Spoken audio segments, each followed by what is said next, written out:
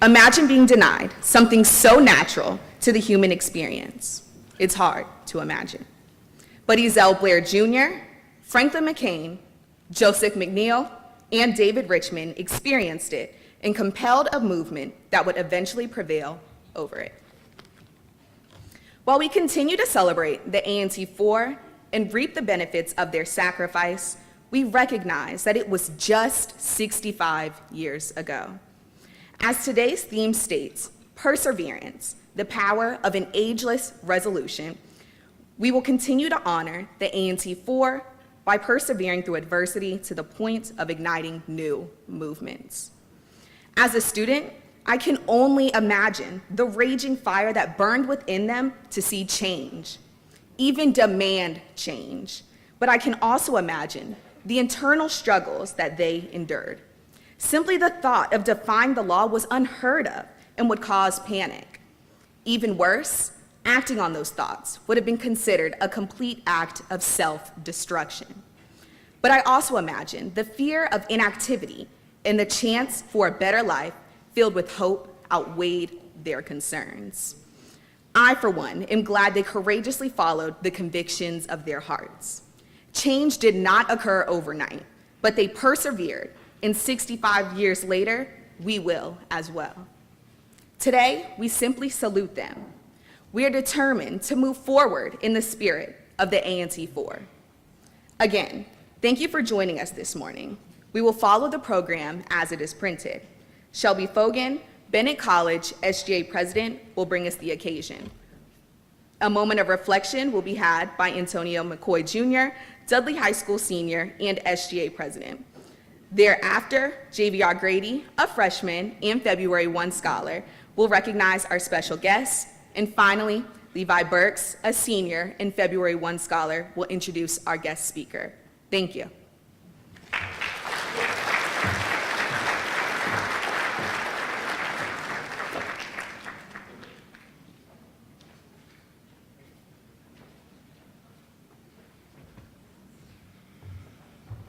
Good morning. Good morning. On this day, 65 years ago, Ezell Blair Jr., Franklin McCain, Joseph McNeil, David Richmond left Scott Hall and walked 1 mile to F.W. Woolworth to sit down at a segregated lunch counter. Though they were denied service, these young men refused to give up their seats and stayed until the store closed, only to return the following days with more students from North Carolina A&T, Bennett College, and Dudley High School. Throughout the month of February in 1960, similar protests spread to at least 250 major U.S. cities and towns. Their decision to take a stand by sitting down sparked the idea to form the Student Nonviolent Coordinating Committee and inspired the Freedom Rides in 1961, all of which led to the passage of the Civil Rights Act of 1964, which ended segregation in public spaces and banned employment discrimination based on race, color, religion, sex, or national origin. Today, we honor the A&T 4 for their courage to be agents of change in the face of adversity. Thank you.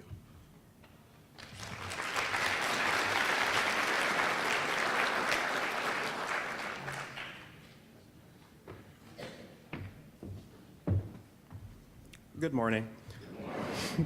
In honor of the late David Richmond and Franklin McCain, as well as the lives and legacies of their fellow freedom fighters and change agents, we will take a few minutes to reflect on their lives and contributions to the national sit-in movement. Let us take a moment.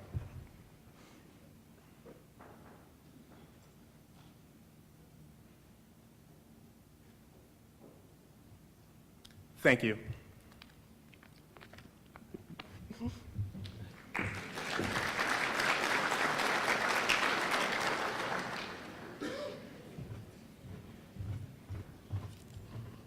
Good morning.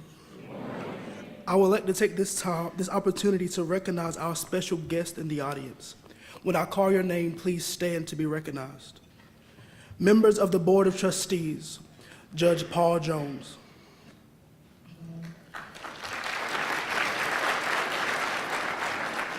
Gina Lofton. Hilda Penix Ragland. Sean Suggs. Kylie Rice. Chancellor James Martin. Retired Congressman G.K. Butterfield. Senator Gladys Robertson, family and friends. Mr. and Miss North Carolina A&T State University and the Royal Court.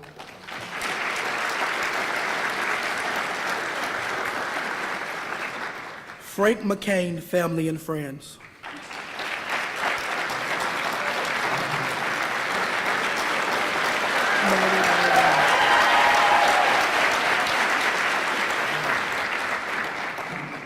David Richmond, family and friends.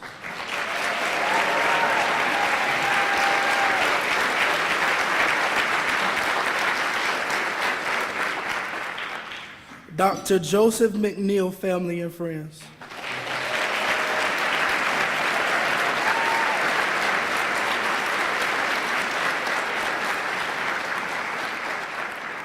Members of the Chancellor's Cabinet.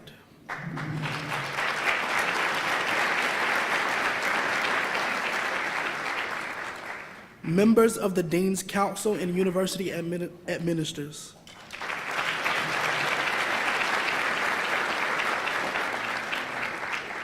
Former members of the Board of Trustees.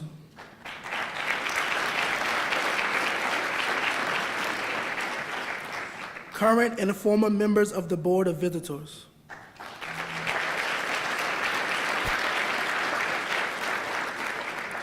Elected officials.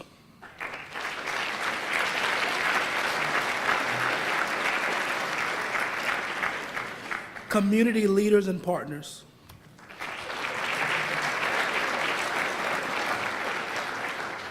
Guilford County Schools Superintendent Whitney Oakley.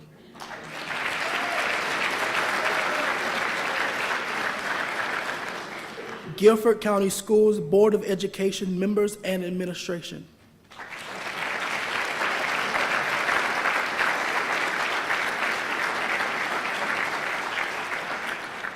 Former human rights medalists.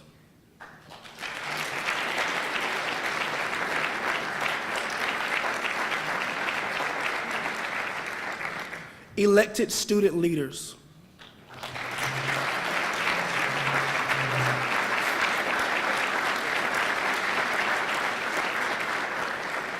February 1 scholars.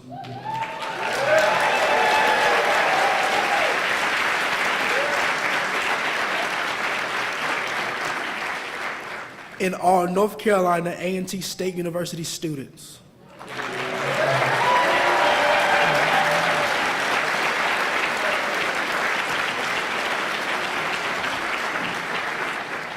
Thank you.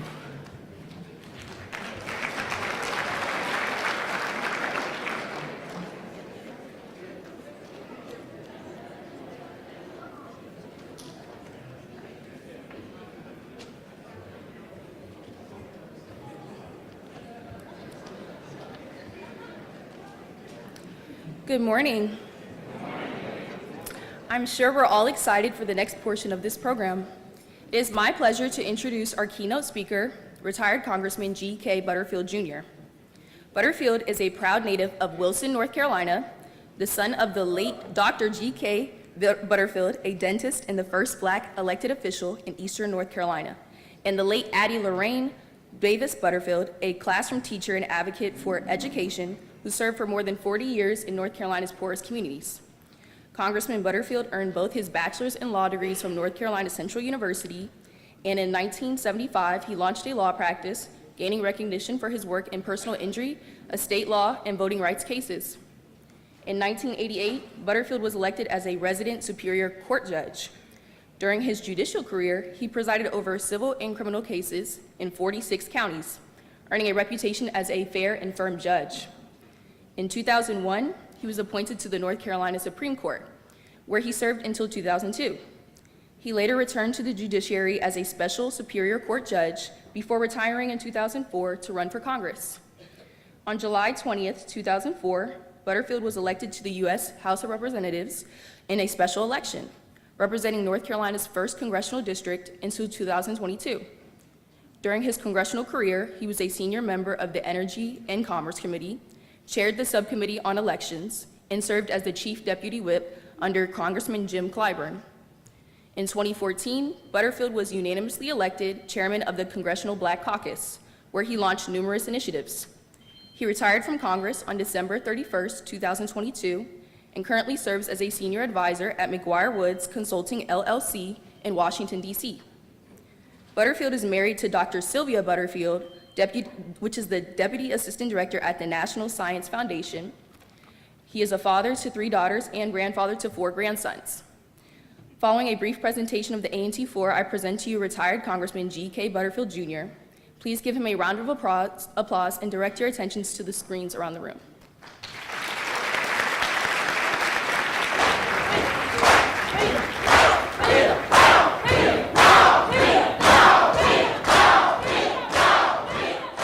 When you're in the room, you start talking. That something should be done. Something should be done. But how can you fight a system?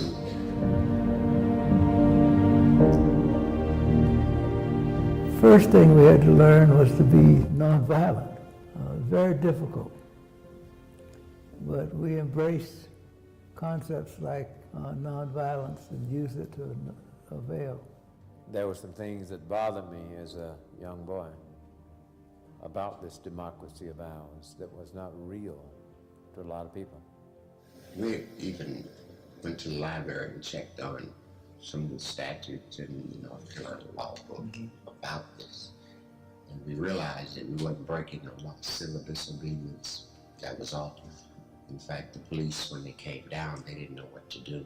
They just stood there. Scared. I was. And I'm glad, thank God, that we were protected from all danger. But we were dealing with a psychological war. It wasn't how big we was, how great we were committed to a cause. We had an idea of the risk that we were pursuing. And as Frank said often, Frank McCain, that we weren't sure how we would leave that Woolworth store February 1st. We might leave in a pine box. We might leave upright as soldiers. But we believed very strongly in what we were doing. And through a lot of hard work, a lot of danger, and at a human price and sacrifice, and I don't bemoan that, and I seek no sympathy for it, we changed the course of history relative to civil rights in this country. We came to campus and some students heard what we had done. So we formed what is called the Student Executive Committee for Justice. That name came from a man named Ralph Johns. Joseph had this idea in his mind before he met Ralph Johns. Then Joseph brought to us a book by Langston Hughes called A Pictorial History of the American Negro. This book, written by Langston Hughes, guess what his birthday is? February 1, he wrote the book that Joseph brought to us. So that's the beginning of some things that we call enlightenment that happened to me over the last 50 years. We were pleasantly surprised. We knew we were going to win in long term because we weren't going to give up until we'd won. Woolworth decided that what they needed to do was integrate all their stores throughout the country. And they didn't do it because somebody paid them money. They gave, and they gave freely, and it was not it was a we type of thing. It wasn't about me. We couldn't have possibly have known all the positive repercussions from sitting in at a lunch counter, not knowing fully the impact it would have. We knew that we were fortunate to have some bright people in our midst. We did the right things. My counsel would be carry yourself with dignity. Respect mankind. If we don't communicate with each other, there's no progress. We must go forward together. If there's something that you want to do and in your heart you know that it needs to be changed, modified, or turned upside down, go ahead and do it. Don't follow your head. Don't follow your heart. Follow your gut. But don't wait for anybody. Because, first of all, they won't come.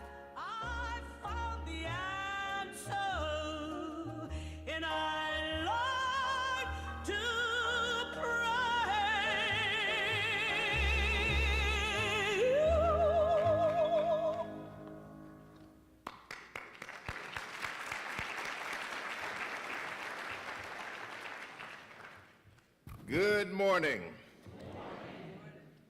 It's not often that I speak at 7 o'clock in the morning. Usually it's more like 7 o'clock at night. But you know, several weeks ago I received a call from Dr. Oliver Thomas. As all of you know, he's the Vice Chancellor, asking me if I would come by and spend some time with all of you this morning. And I told him that I would.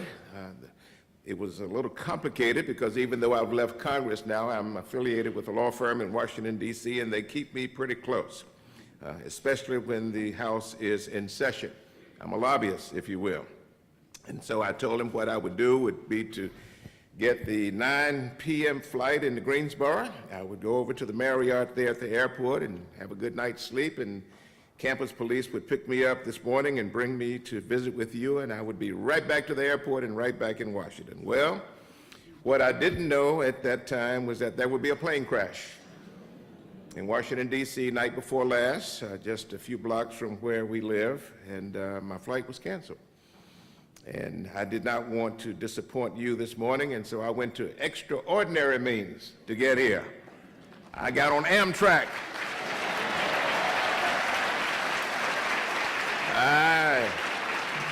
I got on Amtrak, a 5-hour trip into Raleigh, North Carolina.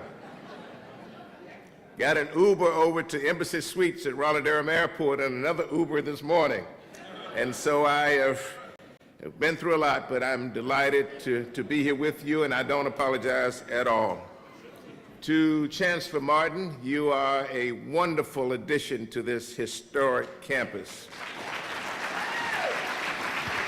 I have known several of your chancellors down through the years. I know the history of James Benson Dudley. If you don't know, you need to research it. A&T College, A&T State University is a wonderful, wonderful HBCU. I heard it's the largest HBCU now, and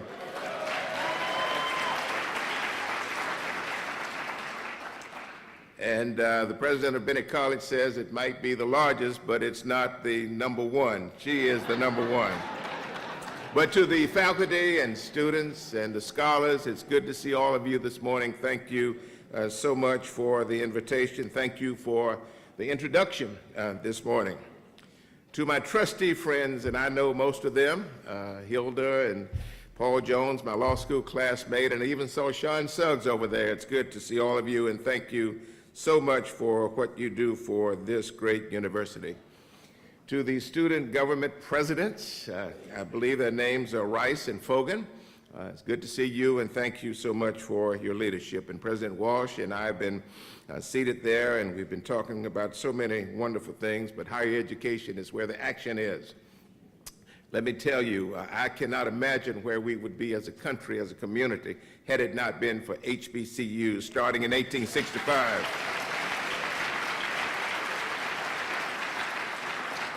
So when I got an invitation to come today, there was no way that I would say no to this high honor. If I can just take a point of personal privilege and recognize 2 other people before I get into my remarks, and they know who they are, because I never, ever, ever give a speech when they're in the audience without me recognizing them. Shirley Fry and Henry Fry.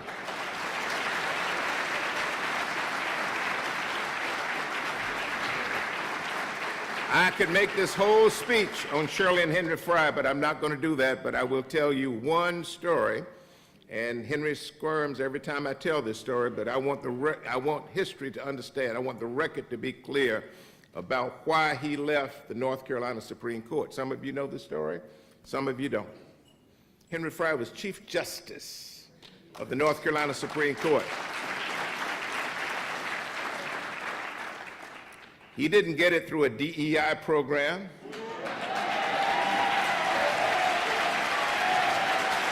He earned it. He earned it. He earned it. He earned it. Give him a hand.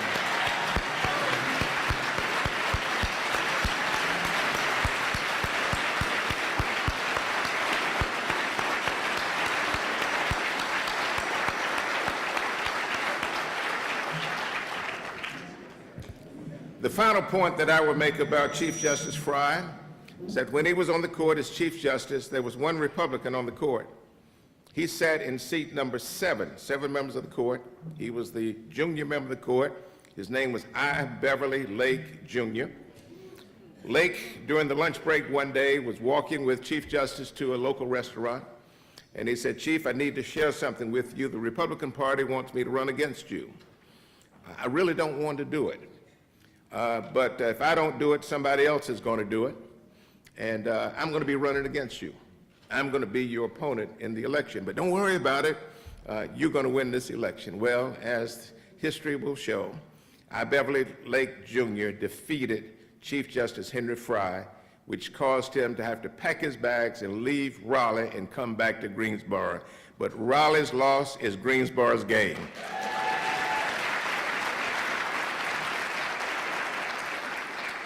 Enough of Henry Fry.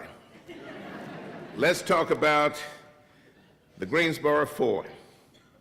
My friend and your friend, Congresswoman Alma Adams, likes to refer to it as the A&T Four. Well, I don't know. I don't know. But I know you've heard a lot of stories, a lot of commentary about the Greensboro Four over the years, and I wanted to try to present something to you in a little different fashion. I want to talk about what was going on in 1960 and the 15 years prior to 1960. So let's start in 1945. None of you were around, at least most of you were not around in 1945. I came in 47. But in 1945, World War II was coming to an end. 1.5 million black men had been drafted or volunteered for the war. And they went to Europe, and they fought. They were on the front lines. They did the Red Ball Express. They did all of the things necessary to win the war. And when the war ended in 1945, 1 million black men returned to the United States. They were appalled that conditions had not changed, that they had volunteered, that they had fought for this country, that they had put their lives on the line for this country, but yet they must come back home to segregated schools, schools that were inferior, underfunded. They came back to communities that were in great distress, and they did not have the right to vote. Their parents didn't have the right to vote, and they were determined as veterans, as individuals who had fought for this country, to change things. As one said, if I fight for this country, then I must be treated as a first-class citizen. So what happened in the 1940s? I know we're going to work up to 1960, but what was happening in the 1940s? Well, first of all, the NAACP decided to increase their litigation and to get more involved in voter registration. And they did. They established a branch right here in Greensboro, the Greensboro NAACP, established in the 1940s. And they were concentrated on voter registration. Got an African American elected to the city council here in Greensboro. But then the lawyers during those times decided that what they wanted to do was to enforce separate but equal schools. Now, remember in 1896, the Plessy versus Ferguson case said that it was a Supreme Court case which said that it was constitutional to have separate schools, but the schools had to be equal. And so during the 1940s, the lawyers, not just black lawyers and white lawyers and Jewish lawyers, got together and they litigated Plessy versus Ferguson, trying to establish equal schools in our communities. Well, as the decade went on, Thurgood Marshall and others came on the scene, and they had a different mindset. They said, why do we need to litigate separate schools? Why don't we litigate desegregating the existing schools? And that's what gave birth to Brown versus Board of Education. Brown versus Board of Education, as we all know, there were 5 cases, not just in Topeka, Kansas, but there was South Carolina, there was Virginia, there was Delaware, there was Washington, D.C. There were 5 cases that went to the Supreme Court in 1954 over Brown versus Board of Education. But because Brown had the best facts involved in the case, they decided to use that case as the leading case in oral arguments.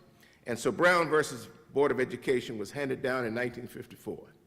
That was cataclysmic to some people in North Carolina and throughout the South. They could not believe that a unanimous United States Supreme Court would order them to desegregate their schools with all deliberate speed. As we know, it took more than 10 years to actually get the job done. Well, that was the beginning of energy within the African American community. It created excitement, it created energy. We've got a Supreme Court that has unanimously ordered us not to have separate and equal schools, but ordered us to now have desegregated schools in our communities. And so there was energy. African Americans started trying more and more to become registered voters. Henry Fry gets out of the military and comes back to Ellerbe, North Carolina, and tries to become a registered voter. He was denied, college graduate now, A&T college graduate, denied the right to register to vote because of the literacy tests. Of course, he later registered, but voter registration became very, very important during the 1950s. Well, the next year, that same energy made its way to Montgomery, Alabama. Rosa Parks, you all know the story of Rosa Parks, got on the bus, refused to give up her seat to a white man. She was arrested, and Martin Luther King was part of a meeting that night of local pastors and community leaders and community folk, and they said, what are we going to do about Sister Rosa getting arrested this morning? Don't we need to do something? And the community said, yeah, we need to do something. And then one of the local pastors said, but we need a leader of the effort. Is there anybody here wants to volunteer? No hands went up. Anybody here want to volunteer to lead the Montgomery bus boycott? Nobody responded. Finally, 29-year-old, or was he 25-year-old, Martin Luther King Jr. raises his hand. He's new to the community, Dexter Avenue Baptist Church. He's new to the community. He volunteers to lead the Montgomery bus boycott. That was in 1955, 5 years before the Greensboro 4. And because of the Montgomery bus boycott, lasting for more than a year, energy and excitement and promise emerged, and all across the country, African Americans began to realize that if we become the opposition, if we become defiant, if we become aggressive, if we stand up for our rights, then just maybe something will happen. Next year was 1956. Dwight Eisenhower, General Eisenhower, is running for president of the United States, running for re-election as president of the United States. And Eisenhower said that if he was elected, he would try to heal race relations in the country, whatever that meant. He would try to heal race relations. Well, he was elected, inaugurated, 1957. Eisenhower presents to the Congress the 1957 Civil Rights Act. It was a pretty robust act for the 1950s, but it was filibustered by Democratic Southern senators. Oh, was it filibustered? And finally, at the last minute, Senator Johnson and Senator Kennedy voted against it because it was draconian. The only thing the Civil Rights Act of 1957 did was to create a civil rights division at the U.S. Department of Justice and to create the Civil Rights Commission for the United States. But everything else was removed from the bill. So John F. Kennedy and Lyndon B. Johnson and other progressive Democrats voted against the bill. So finally, the year is now 1960. February 1st, 1960. These four men, and I had the pleasure of meeting all four of them, got to know McCain better than the others. These four men did what you know so well. They got up that morning, Scott Hall, and made their way down to Woolworth and sat at that lunch counter, and they changed the course of history. It didn't happen overnight. It took weeks and weeks and weeks of protest, not just by these four, but by others from the campus as well. Well, they were inspired, I am confident, by Martin Luther King Jr. They were inspired by Rosa Parks. They were inspired by Thurgood Marshall. They were inspired by the U.S. Supreme Court in the decision that came down in 1954. So finally, on July 15th, John F. Kennedy, running for president, on July 15th, which is just a few months after February 1st, but the lunch counter still hadn't been integrated in Greensboro. The sit-ins had started, but it had not been integrated. And so on July 15th of 1960, John F. Kennedy is selected as the Democratic nominee to run in the November general election. And 10 days later, after John F. Kennedy is the Democratic nominee, that's when the lunch counters in Greensboro were integrated. This movement of the Greensboro Four not only changed the course of history in Greensboro and North Carolina, but it reverberated all across the country. It reverberated not just in cities and towns that had HBCUs, but it reached down into small communities like my community in Wilson, North Carolina, and down in Snow Hill, which is Velma Spade Buford's hometown. I forgot to make a speech about her a minute ago, but she's A&T born and bred, man. Yeah, yes, yeah. These protests extended all across the country, even into small communities. And so, as the year of 1960 went on, the lunch counters are integrated, energy is being felt all across the country, sit-ins are taking place everywhere. And on October 26 of 1960, Martin Luther King Jr. is arrested in Atlanta, Georgia. He was arrested in a protest march and a sit-in there in Atlanta. And you know what happened? John F. Kennedy picked up the telephone and called Coretta Scott King to offer his support for her husband. And Robert F. Kennedy, John F. Kennedy's brother, who would later become Attorney General, also called as well. And I want to read to you very quickly what John F. Kennedy, what Martin Luther King Jr. said after John F. Kennedy called. This is Dr. King. He says, "I am deeply indebted to Senator Kennedy, who served as a great force in making my release possible. It took a lot of courage," he said, "for Senator Kennedy to do this, especially in Georgia. For him to be that courageous shows that he is really acting upon principle and not expediency. He did it because of his great concern and his humanitarian bent. I hold Senator Kennedy in very high esteem. I am convinced that he will seek to exercise the power of his office to fully implement the civil rights plank of his party's platform." See, that was an endorsement without an endorsement. "I never intend to be a religious bigot. I never intend to reject a man running for president of the United States just because he is a Catholic. Religious bigotry is as immoral and undemocratic, un-American, and unchristian as racial bigotry." Because of that statement, African Americans perceived it to be an endorsement, and it was an endorsement. It was just an indirect endorsement. It was an endorsement of John F. Kennedy for president. And finally, John F. Kennedy on November 8, 1960, is elected President of the United States against Richard Nixon.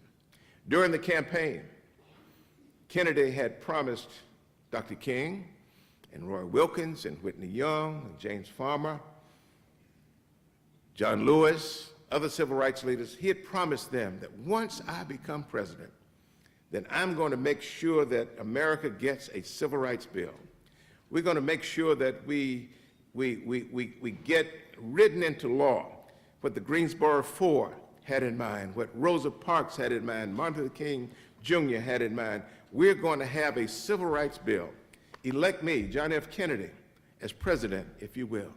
And African Americans in the North went out and overwhelmingly voted for John F. Kennedy.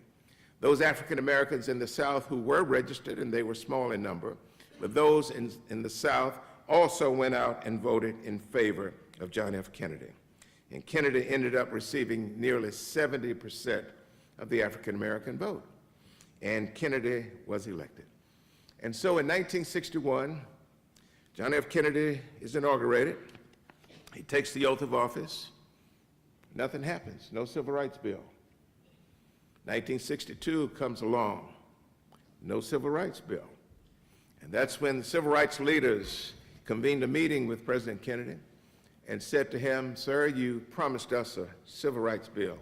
We thought you were going to live out and write into law what the Greensboro Four had in mind. You have disappointed us."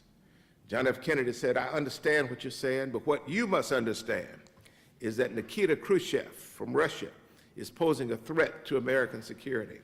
You've got to understand about the Bay of Pigs and all of the national security issues we have down in Cuba.